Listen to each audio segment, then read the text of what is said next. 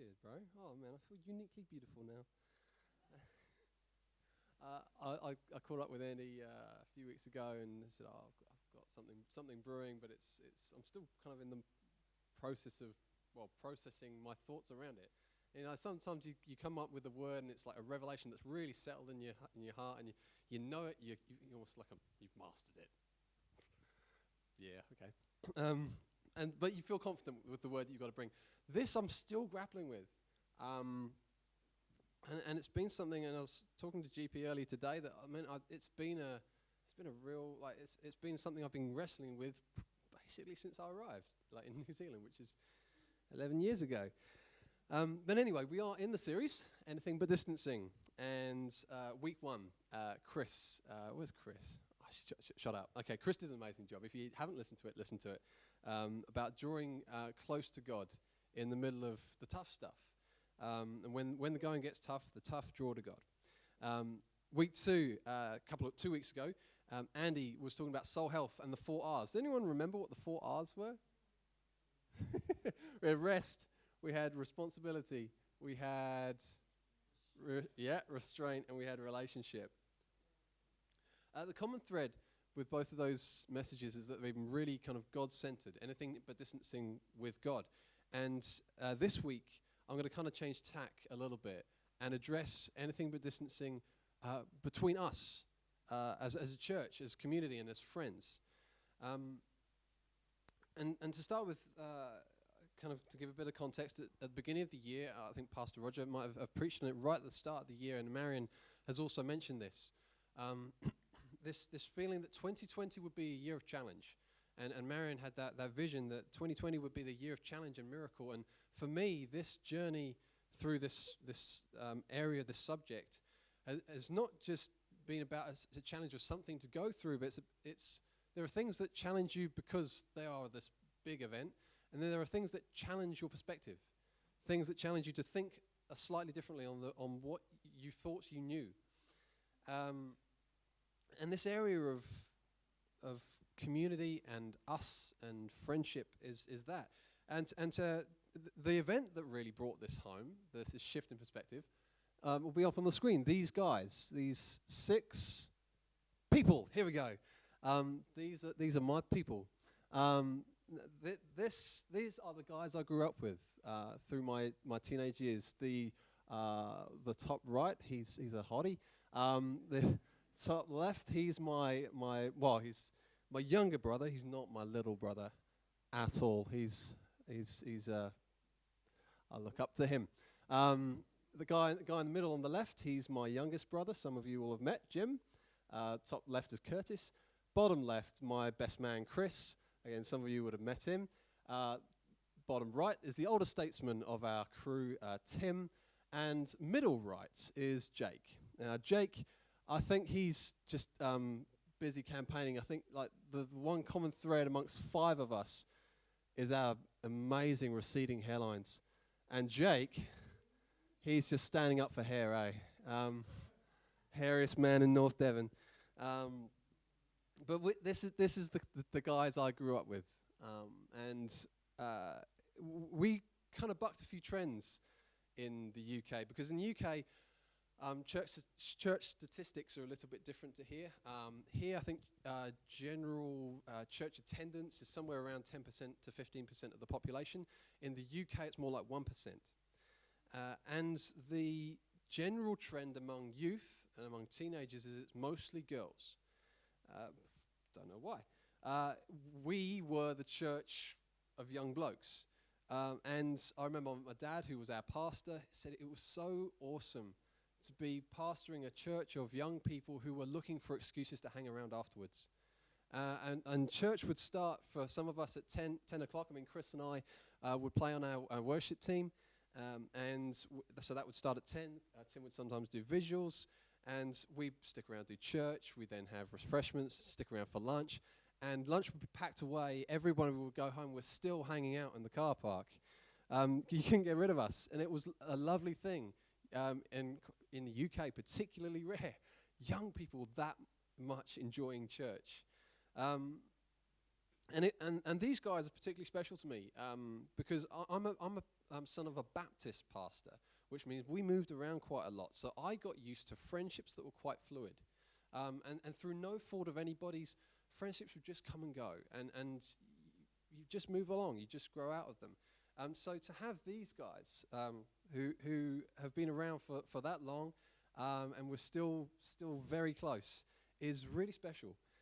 But anyway, to go back to the photo, bottom right, Tim, our older statesman, at the beginning of lockdown, suggested that we do a Zoom chat, and this is the screenshot of, I think, Zoom chat number 1. Once we'd all figured it out, we managed to also buck the trend that it's stereotypically the older generation who struggle with technology. We battled to get Zoom working. But once we did, we were out the gate. For 2 hours, we were loud, we were silly, we were random, and it was so necessary. I got to the end of that, and it would have been my daytime, their nighttime. So refreshed and ready for the day. I felt so good. And we did that repeatedly throughout lockdown, and we caught up a week or two ago. But that, and the way that has grown over lockdown, has challenged the way I view friendship, and has brought me to the place of asking a series of questions of myself. Of what do my friendships look like here? What kind of friend am I? What relationships am I growing? And what do the relationships I have, even in this room, say about the relationship I have with God? Now, one of the things I really love about Kiwis is I love that Kiwi ingenuity is a real thing. And during lockdown, we were obviously separated. We couldn't physically be together. But as with most things that demand a bit of ingenuity, we were up for it. We got creative. We knew we needed to keep morale high. We knew we needed to keep church going because we knew we still needed relationships. And so we got busy doing church online. We got busy doing Zoom game show nights and Zoom life groups, and it was great.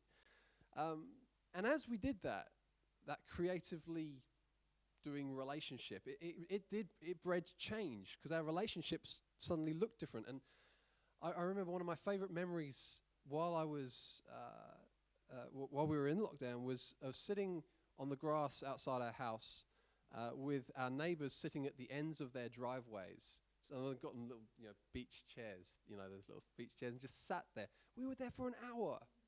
And we were never there for an hour. And in that time, we got to know each other in a way we'd never done before.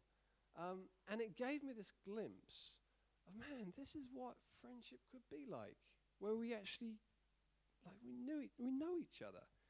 And I guess there are things I really hope this evening doesn't impress upon you. I'm not trying to suggest right now that we suddenly, we're going to spend hours in every single conversation that we have. But my hope is that in every single conversation that we have, we do get to the end of it knowing each other a little bit better. Because truth be told, I've been social distancing long before lockdown. And lockdown just really brought it home. This has been it's been a busy year.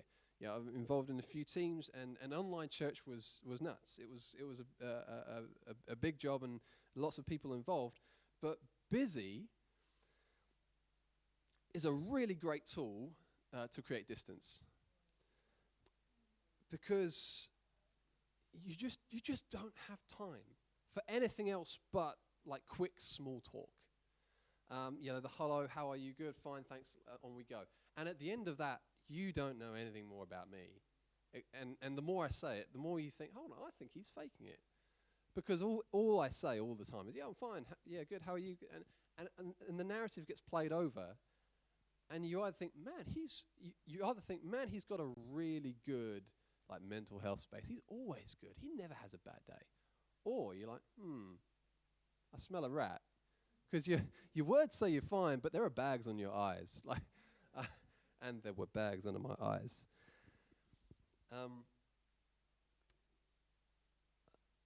I was reluctant to share this, and I thought in the screening process, in the meeting with Pastor Roger, I'd get pulled up on this. I wasn't, so I'm going to do it.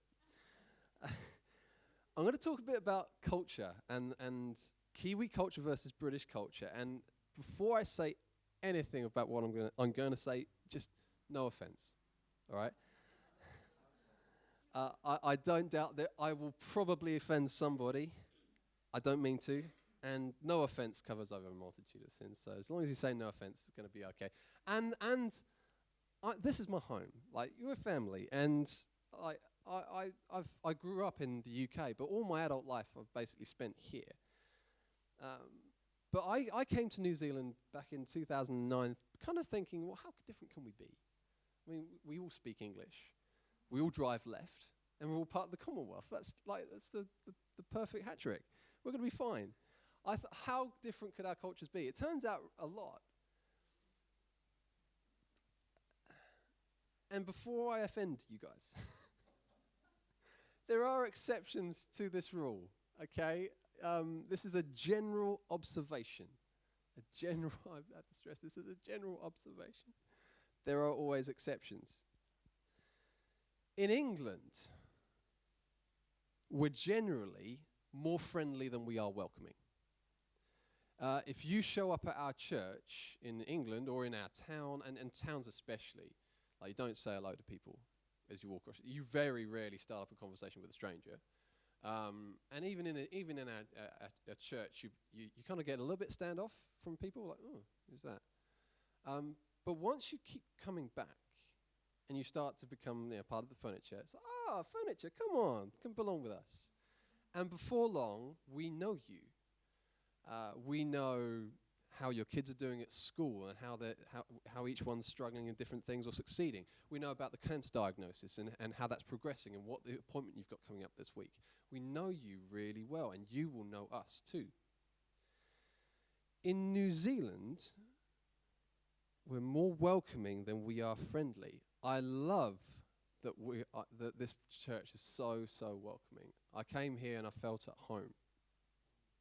And hospitality here is a really big value. Really big core value of what we do. We also, and we've kind of self-confessed this, that we have this tall poppy syndrome thing going on, of trying to cut people down to size. And we don't want to cut people down to size, like down to there. We love positive, right? So we want you to be good. But don't tell us why, because that might put you up a little bit higher than the rest of us. So if you've got a promotion, let's just be good. Just be in a good place. So the highs, we struggle with hearing the highs in a way that maybe an American audience might not do. There's a real encouragingness, like talking to an American when things are going well. Man, you feel so inspired. We struggle a little bit more. But then, because we're quite positive by nature over here, and this is just my observation, no offense, we also struggle with the lows. Because we all want to be at that, we all want to be positive, guys. So don't get too high, but also don't get too low. Can we just be good? And that's probably what's brought the whole, hey, how are you? I'm fine, thanks. It's so vague. And you don't know me. And so the result of this welcoming but not really friendly is that I get on with lots of people really well. But I have very few strong friendships. Does it matter? I mean, like, in Surfside, I really admire that we're a church with really strong family units. Like, with the Pitts and the Ashes and the Croons and the Rickards and the Wallaces. There's so much strength in family here. If we've got family, do we need friends?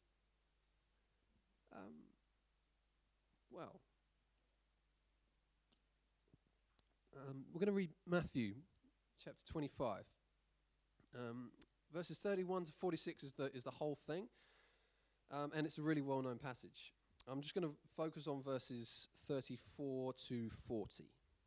And Jesus is speaking, and he's talking about how one day everybody will be gathered together and he'll separate one from the other, like separating the sheep from the goats.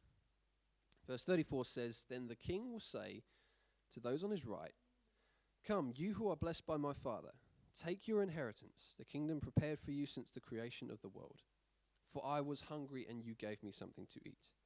I was thirsty and you gave me something to drink. I was a stranger and you invited me in. I needed clothes and you clothed me. I was sick and you looked after me. I was in prison and you came to visit me. And the righteous will answer him, Lord, when do we see you hungry and feed you? Or thirsty and give you something to drink? Or when do we see you a stranger and invite you in? Or needing clothes and clothe you? When do we see you sick or in prison and go to visit you?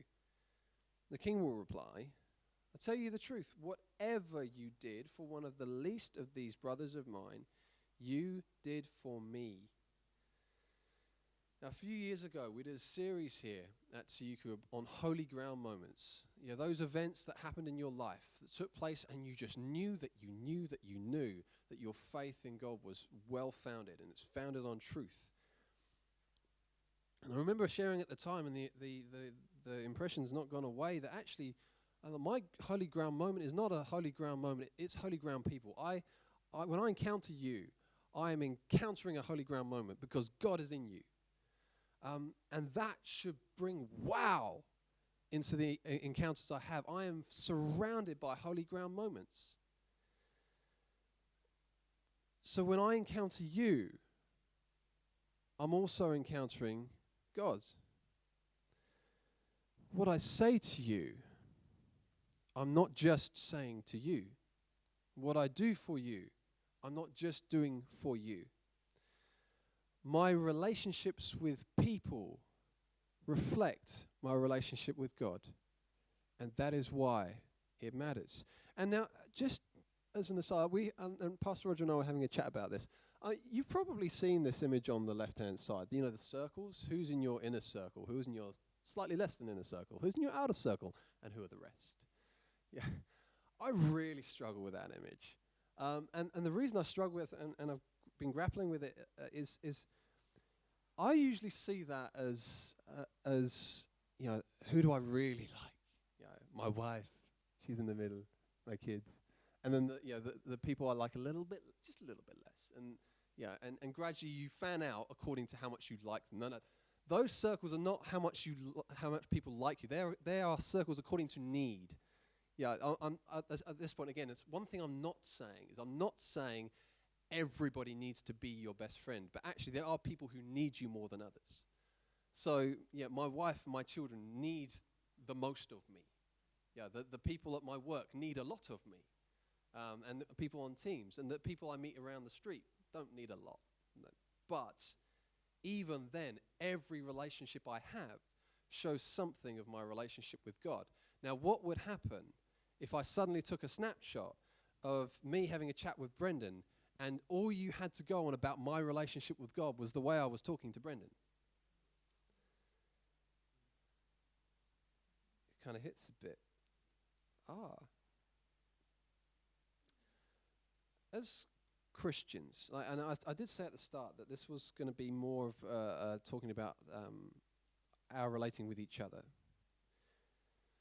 But as Christians, we've kind of got a bit of like a Christian wish list going on. Have you ever had something like this where you think about the things you want between you and God? And usually when people say, oh, I wish I was, it's something like, I wish I was a better listener to God. You know, I wish I could hear God more. I wish I could know what's on his heart. And I just wish we could spend more time together. It's usually I'm going to call it the classic Christian wish list. And I'm not going to give any, how-tos, how to do that, except to say, if you want to listen better to God, why don't we start listening better to people? Start making that the conversation that you're having and that person your sole agenda in that moment. You want to hear God more? Why don't we start hearing people more?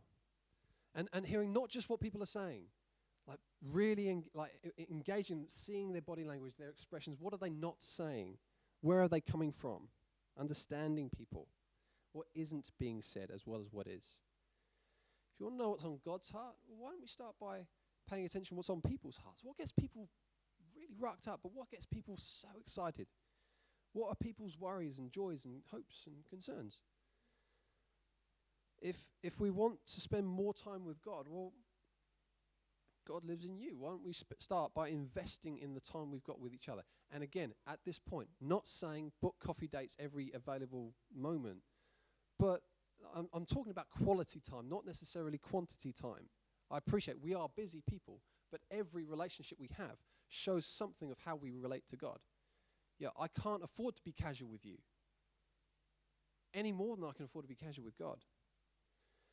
I mean, do we, I think I'm guilty of this. Do we try to separate, my relationship with God is here, and my relationship with people are here, and actually God always meant for them to be together. When there's a reason why when Jesus is talking to Peter after he's been risen again, and he says, Peter, do you love me? And Peter says, yes. And he says, feed my lambs. You can't separate the two. You love God, then you love people. You can't not be a people person if people person is somebody who loves people. A couple of things. First, actually, this came up just chatting to GP, and GP suggested that maybe you could talk a bit about promptings. And sometimes your interactions with people come from because God says, hey, go talk to that guy. Or do this, or share this. I've got a mate at work who is really that guy. Like, he hears from God all the time. Like, go and talk to this person. You need to pray for that guy. And he does it. He is faithful to it. And I love that because, I mean, he's not long is not long in his faith journey, but he's been faithful in a little. He will be faithful in much. And it's great. And I said to GP, I don't really get promptings. And I was like, and GP kind of said, oh, yeah, surely you must get one or two. I was like, no, really, I don't. And I really don't get many promptings of, go and talk to that guy. I'm not worried, and if you're in the same boat, neither should you be, because mercy, love, and compassion are kind of staples of the Christian faith. You shouldn't be waiting to hear from God. You should love somebody and care for them. That should be a given. And from there, if God wants to prompt you, yeah, let God prompt you. Other thing, I just want to address the deep stuff. And this is usually the turn-off to like having good, strong relationships, is that somebody might start sharing something really deep. And not every good friendship has to be fueled by deep, confessional, heart-throb pouring out moments. To go back to the photo, 90%, I'm going to give it a 90%er. 9% of what we've been talking about over the last several months has just been ridiculous fun. Like, just ridiculous and silly, and anyone listening would go, what? But we get it, and it's great. But because of the 90% of fun, it's created this real safe area where we've actually been able to bring a big 10% of, actually, we really need to talk about some stuff. Can I keep talking? Okay. You're doing great at listening, darling. You're awesome. But we can. We've our 90% of fun has created such a safe zone that we feel great about bringing the 10% of serious. So if that's the case, if we're about 90 to 10, are you making your relationship safe in the 90% of just casualness and the silliness and the randomness, that people can bring you their 10% of, I feel good enough about this that I can challenge you on this, or I can receive whatever it is you need to input?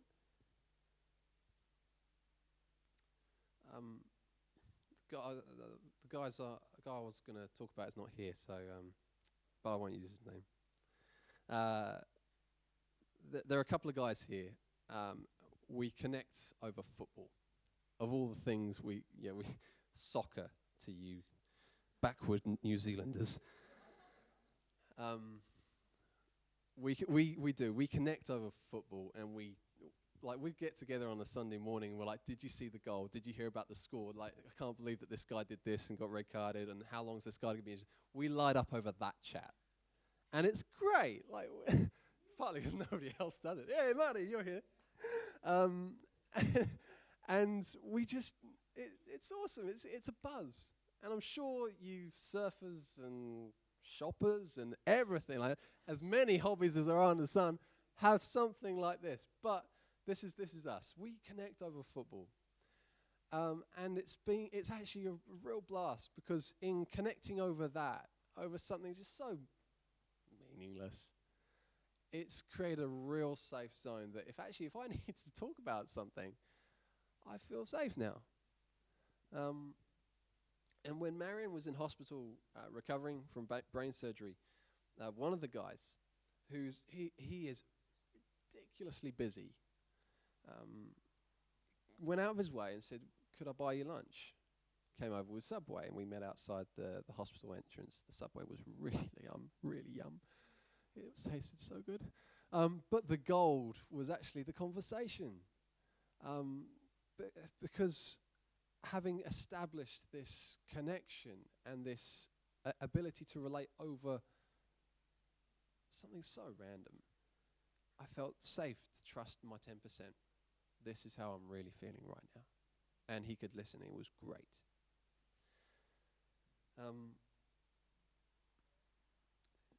In the beginning of Jesus' ministry, he talks about treasure in heaven. Store up treasure in heaven where moth and rust don't destroy it, where thieves don't break in and steal. You guys are the treasure, people. You're also at my holy ground moments. You are each other's holy ground moments. Look left and look right. You've got God living in each one. There is so much to be amazed by in this room. So, let's look after that. Treasure it and guard it well. Okay? I'm going to pray, and then we'll do response and worship and stuff. Let's pray. God, thank you so much for community. And thank you for this church and this people. And that you bring us together week after week. And we get to be part of each other's lives. God, I pray that right now your spirit will fall on us. I pray for strong relationships here. I pray that in the middle of busyness, and we are busy people. Hey, we're Kiwis. We do stuff. There's a lot going on. May the quality of our relationships grow. That every conversation we feel like we know each other a little better. I pray for that in a church where we really value authenticity, it will become more and more a hallmark of who we are. Real with you and real with each other. And may we never try to separate the two. Come have your way. Do what you need to do now. In Jesus' name. Amen.